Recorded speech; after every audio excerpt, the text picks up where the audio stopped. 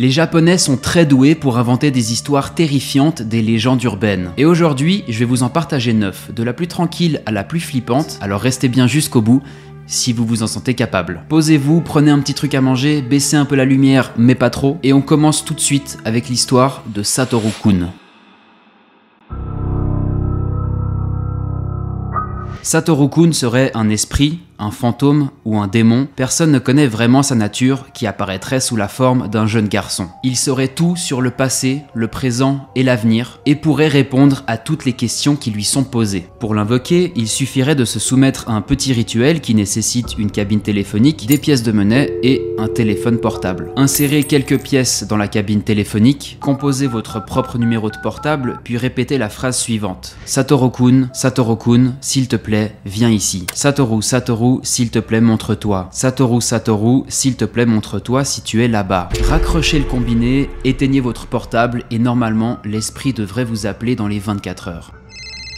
La première fois qu'il se manifestera, Satoru-kun vous indiquera où il se trouve avant de raccrocher. Par la suite, il vous appellera à plusieurs reprises et à chaque fois, il sera un peu plus proche de vous. Enfin, lors de son dernier appel, il devrait vous signifier « Je suis avec toi maintenant ». Et ce sera le moment de poser très rapidement la question qui vous préoccupe. Néanmoins, il y aura quelques règles à respecter. Ne l'appelez pas si vous n'avez pas de questions à lui poser, ne le touchez pas et ne vous retournez pas pour tenter de le regarder. Il vaut mieux éviter d'enfreindre ces règles. N'avez-vous jamais eu peur tout seul dans les toilettes publiques le soir? Eh bien, Akamanto est votre pire cauchemar. Cet esprit entrait les salles de bain, plus généralement la dernière cabine des toilettes pour femmes. Il porterait un masque rouge pour dissimuler son très beau visage, qui ne lui aurait amené que des problèmes dans la vie. Lorsque sa future victime s'assoit sur les toilettes, une voix mystérieuse lui demanderait si elle préfère du papier rouge ou du papier bleu. Si elle répond rouge, elle serait alors tuée violemment et trempée dans son sang. Si elle répond bleu, alors elle sera étranglée ou vidée de sang, laissant son visage bleu. Toute tentative pour demander une autre couleur de papier se traduirait par l'apparition de mains qui sortiraient des toilettes si la victime est encore assise dessus. Le seul moyen d'échapper au massacre serait de refuser tout ce qu'il pourrait offrir. Donc en résumé, soit tu t'essuies mais par contre tu meurs, soit tu t'en vas mais ça risque de gratter un peu toute la journée. C'était la seule blague beauf de la vidéo, vous inquiétez pas.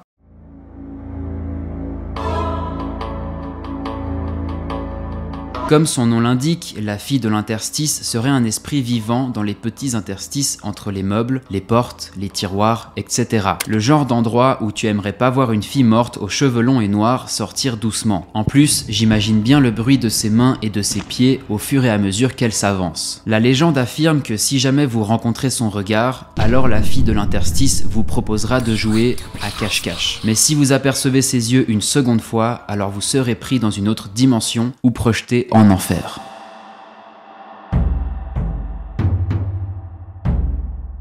Cette légende est très populaire et vous en avez sûrement déjà entendu parler, mais je me dois quand même de m'arrêter dessus. Cette forêt, que l'on surnomme aussi la forêt du suicide, se trouve au pied du mont Fuji et est réputée maléfique. Autrefois, les suicidaires avaient pour habitude de venir se pendre à cet endroit et la légende raconte qu'en période de famine, les familles les plus pauvres y abandonnaient leurs enfants et les personnes âgées. C'est horrible. Et les âmes de ces défuntes personnes n'auraient jamais quitté les lieux. Encore aujourd'hui, nombreux sont les Japonais qui choisissent la forêt Aokigahara pour mettre fin à leur vie, le plus souvent par pendaison. Dès que l'on pénétrerait dans les bois, les boussoles, GPS et autres appareils électroniques se dérégleraient et tous les éléments sembleraient se liguer pour pousser les promeneurs à s'égarer. La forêt serait hantée par de nombreux yurei, des fantômes vengeurs revêtus de blanc qui hurleraient leur souffrance à la nuit tombée. Régulièrement, des randonneurs ou des pilleurs de cadavres disparaissaient à jamais dans cette forêt. Les squelettes ou les corps à moitié dévorés de certains sont parfois retrouvés.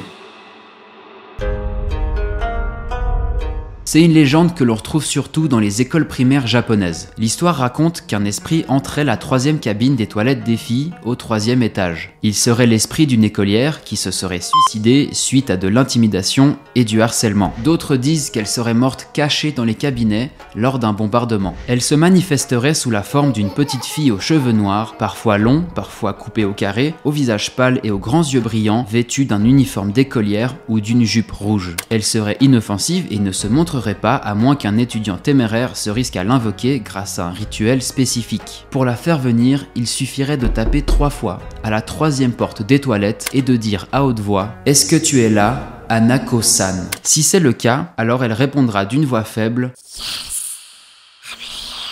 D'autres racontent qu'il faut répéter 3 fois son nom devant le miroir pour qu'elle apparaisse, après quoi elle emportera la malheureuse personne dans les cabinets. Ce village serait complètement isolé de toute civilisation. Il n'est pas sûr qu'il existe, mais certaines personnes le disent. À l'entrée du village se trouverait un panneau qui dirait « La constitution et les lois du Japon ne s'appliquent pas ici ». Les gens de ce village vivraient d'une manière très particulière. L'inceste, le cannibalisme ou l'assassinat seraient très communs. Pour une raison étrange, aucun téléphone et aucun appareil électronique ne fonctionnerait là-bas. Il y aurait de vieilles boutiques et des cabines publiques dans le village, mais aucune ne marcherait. Beaucoup de gens auraient trouvé ce village, personne n'en est revenu. La légende raconte qu'une femme très belle était aussi très vaniteuse et probablement infidèle à son époux, un samouraï. Un jour, le samouraï, se pensant trompé, lui fendit la bouche jusqu'aux 2 oreilles en lui criant « Qui te trouvera belle désormais ?» Depuis, elle errerait à la nuit tombée, surtout les jours de brouillard, le visage caché derrière un masque chirurgical. Lorsqu'elle croiserait quelqu'un, souvent des enfants ou des adolescents, alors elle leur demanderait timidement « Suis-je belle ?» Si l'enfant ne répond pas, alors elle le tuerait avec une paire de ciseaux. Mais s'il répond oui, alors elle enlèverait son masque et dirait « Même comme cela ?»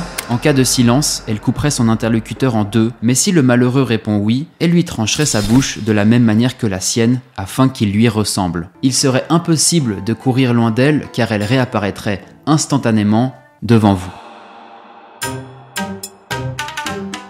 Il existerait une histoire fictive appelée Tête de vache. Il est dit que l'histoire de Tête de vache est si horrible que ceux qui la lisent ou l'entendent sont brusquement dévorés d'une peur si grande qu'ils se mettent à trembler violemment pendant plusieurs jours jusqu'à ce qu'ils en meurent. La légende rapporte qu'un jour, alors qu'il se trouvait dans un bus à l'occasion d'un voyage scolaire, un professeur avait décidé de raconter des histoires effrayantes à ses élèves afin de les distraire. Mais à peine venait-il de commencer l'histoire de Gozu que les étudiants se mirent à hurler et le supplièrent de s'arrêter tant l'histoire était horrible. Malheureusement, le professeur semblait dans une espèce de transe, et rien ne paraissait pouvoir le faire taire. Lorsqu'il retrouva ses esprits, plus personne ne bougeait dans le bus. Le chauffeur et les élèves étaient évanouis, de la mousse sortait de leur bouche, et quelques-uns étaient même morts. Aucun des survivants ne put jamais se souvenir de l'histoire qui leur avait été racontée.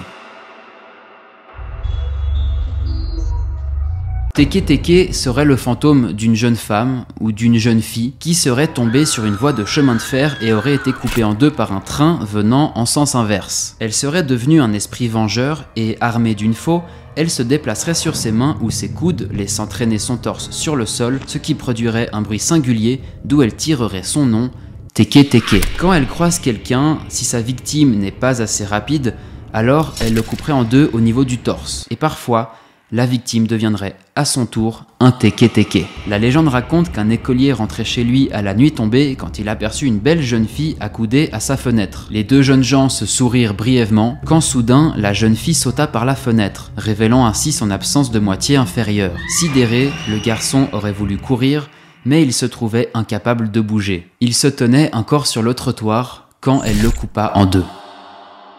Je suis un grand fan d'histoires d'horreur, de paranormal, etc. et j'ai longtemps hésité avant de faire cette vidéo sur cette chaîne. Du coup, pensez à me dire dans les commentaires si vous voulez d'autres vidéos de ce style ou si j'arrête, en fait, tout simplement. En tout cas, perso, ça me ferait plaisir de vous apporter un peu plus de contenu de ce style. J'espère vraiment que ça vous a plu. D'ailleurs, si vous avez des idées de sujets, n'hésitez pas à les proposer en commentaire. N'oubliez pas de vous abonner pour continuer à suivre l'aventure et moi je vous dis à très vite.